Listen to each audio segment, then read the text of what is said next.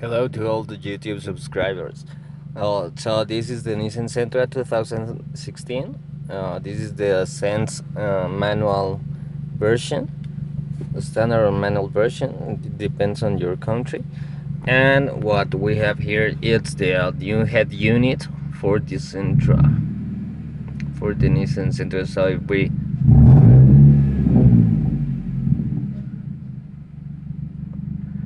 accelerate, we have the changes on the OBD to Torque app.